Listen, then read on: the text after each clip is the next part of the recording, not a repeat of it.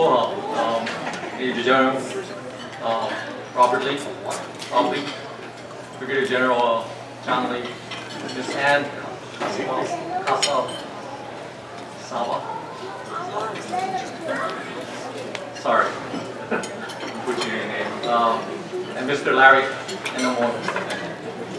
All filing guests and members and their family. Go for broke. I'm going to keep my remarks short with 4 points tonight. First point, as you all know, if you've been reading our newsletters, we are starting this legacy project to publicize this association and the battalion. A lot of people don't know we exist, and even the battalion exists after World War II.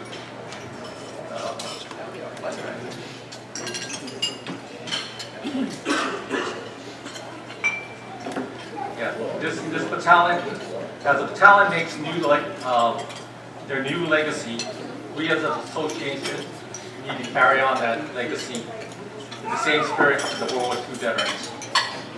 We are at a watershed moment where World War II veterans are passing through their next life. And we, as the existing members and the battalion, are going to carry that tradition and the battalion's veterans. Not much veterans are going to be, we're the only veterans, the living veterans that are going to be here to carry on that tradition. On that note, I'm asking members and to kokua and help build this legacy projects. I know that Sergeant Major De Los Santos is leading it, and you need like pictures, videos. We're trying to put this on the website so we can build that. And then also we need volunteers. You don't need to volunteer your entire time, a little time. Such as we got this association booth for upcoming Hawaii Veterans Summit. That's coming up in 21 to 21 July in Hawaii Convention Center. Sorry. So we need some volunteers for that. This is the first time we're doing a booth. We're stepping out from the limelight and the other veteran organizations, and we're trying to share their leadership with them.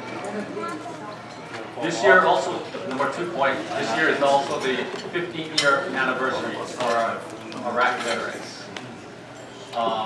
That's their OAF number 3 with my friend, my former company commander, Cobra Lowe, up there, and he's looking good, a lot better from last year.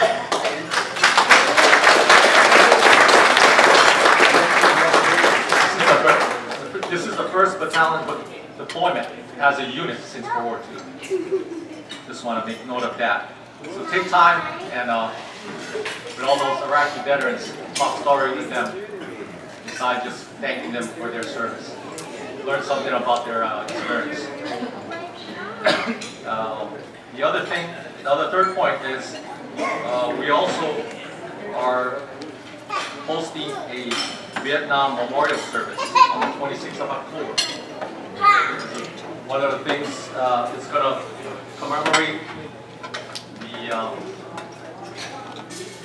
the demobilization of the battalion during Vietnam, and also recognizes the 13 soldiers that didn't quite make it back with us to share our lifetime on this earth. And fourth point, last point, I'm asking members out there to grow this association with new battalion members. Get out to the battalion and start recruiting them. The only way the legacy is going to carry on is with new members, as we all are growing old. I once was out there as a battalion member, and I never thought I would be up here giving you President remarks at this point. So that's the 4 points that I have, and hopefully you guys have a great night and a great Mother's Day. Go for broke.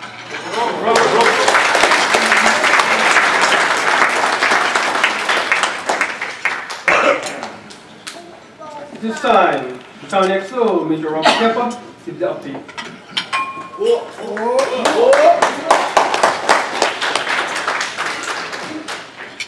Distinguished guests, veterans, soldiers past and present, and families of the 100th Battalion, 442nd Infantry Regiment. Aloha and good evening. I'm Major Rob Keppa, Battalion XO, representing Lieutenant Colonel Matthew Cloud tonight, providing you with an update on the battalion. I'd like to begin by thanking the association for their continued support over the years. The men and women appreciate it, and it boosts morale of the battalion. 2019 has proved to be a successful year thus far. In October, Sergeant Muir, Sergeant Evans, and Sergeant Leon from the Sniper Section, HAC, participated in the International Sniper Competition. This team was the only United States Army Reserve representation at the event. In November, Echo Company answered the call and mobilized for 2 months in order to assist the government of Saipan in Typhoon U2 disaster relief efforts. Typhoon U2 was the strongest typhoon ever recorded to impact the Marianas Islands, as well as the second strongest tropical cyclone to strike the U.S. and its territories. In March, we swept the 9th MSC Best Warrior competition. Sergeant Christopher Hadley from Bravo Company won the NCO of the Year, while Specialist John Aquino from Echo Company won the Soldier of the Year. They will both be going on to compete in the USARC Best Warrior competition later this year. Moreover, GFBAssn approved both of them to attend airborne school. Sergeant Lam Ewan from Bravo Company and Staff Sergeant Kalilam from Echo Company, 2 of our brightest NCOs, were selected for Officer Candidate School. We look forward to their transition to the dark side. Coming over to the dark side. Hey, we'll take all the help we can get. Since last year's update, I am pleased to announce that we met our goals for air assault with over 50 soldiers wearing the prestigious badge. And as always, we continue to support the many events for the JROTC program from St. Louis and Illinois. The remainder of 2019 presents many great training opportunities and change. At the end of May, the battalion staff will be headed to Lightning Ford to conduct the CPX with 325. In July, the entire battalion will be headed to PTA in order to build lethality and platoon proficiency. And Lieutenant Colonel Cloud is scheduled to change out of command later this summer. His replacement is yet to be identified. As we look to the future for the battalion, FY 20 and 21 will be high up-tempo years as we prepare for JRTC. In FY 20, we will be headed to Fort Chaffee, Arkansas to conduct XCTC with the 45th IVCT out of Oklahoma. Additionally, the recon platoon will get the opportunity to conduct a multilateral operation with the FONC, French, in New Caledonia. In FY 21, we will validate the battalion at Lightning Ford and head to JRTC, Fort Polk, Louisiana, with 325. So just like the soldiers we are here to celebrate tonight, we will continue to embody the spirit of Go for Broke. Thank you for your time. Go for Broke.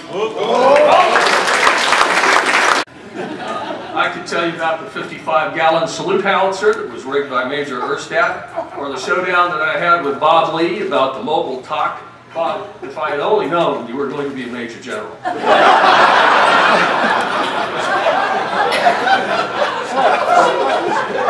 Or how Lieutenant Geisen nearly blew up my Jeep with heat tabs, which wasn't too bad because a couple of days before that I drove it halfway over a cliff. There's the battalion chaplain who was arrested by Schofield MPs for impersonating an officer. Juan Ozawa loves to tell the story of how I went spawning upstream in Kawailoa training area one night. And you can ask Juana, aka Command Sergeant Major Nunes, about the pig we almost got at PTA. Or you can ask Dennis McCool about how I got the nickname Moshe Dayan. It has to do with an eye patch. There are a lot of memories.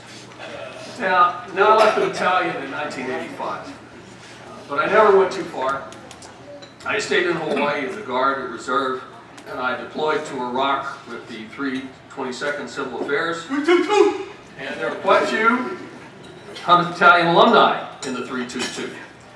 Besides Jay Trinidad, there was Joe Usan, Bob Gretschneider, Curtis Manchester, Sean Lee, Cal Nomiyama, and probably a bunch more folks that I've neglected to mention.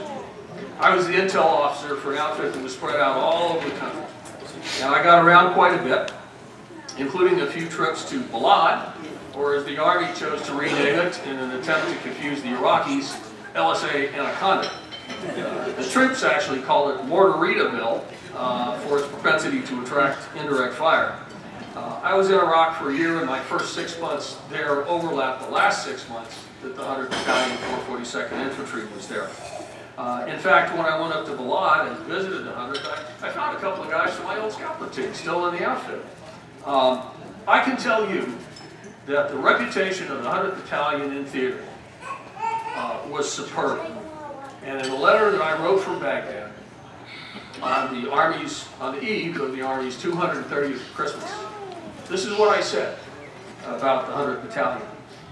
Further north at Balad, a scratch platoon of cooks and mechanics from the 100th Battalion 442nd Infantry will probably go out on another patrol and do what they apparently do better than any other platoon in Iraq.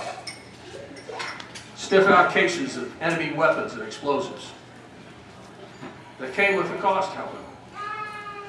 This is the 15th anniversary of the battalion's mobilization for Operation Iraqi Freedom. Surely an appropriate time to remember the 5 soldiers of the 100th Battalion 442nd Infantry who died serving their country in Iraq. Sergeant Dason Karyaga, who was an intelligence analyst, by the way.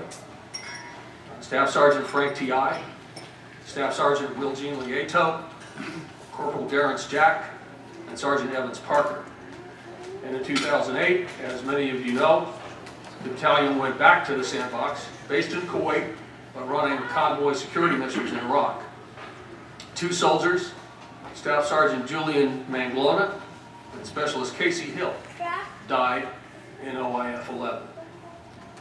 We honor their service by remembering them and keeping alive the history and traditions of the unit whose shoulder patch they and we once proudly wore. Perhaps I've made it sound like the 100th Battalion was a little wild in the 1980s, and we surely had some colorful characters and some unusual adventures. But our officers were competent, our NCOs were solid, and our soldiers would never run from a fight. Every one of us knew where this unit came from, that it was something special, and that we had a legacy to uphold. It was a great honor to have served in the 100th Battalion 442nd Infantry, the most decorated unit of its size since we started this thing on a spring day at Lexington Green some 244 years ago. I'll cherish my years in the 442 forever. And when I go to my grave, I expect to be wearing the uniform of the United States Army. Above my right pocket, where it always resides, will be a little metal crest with a taro leaf in chief, a steamboat in base, and a scroll at the bottom bearing the words, "Go for broke." So mahalo, and I hope to see you all next year.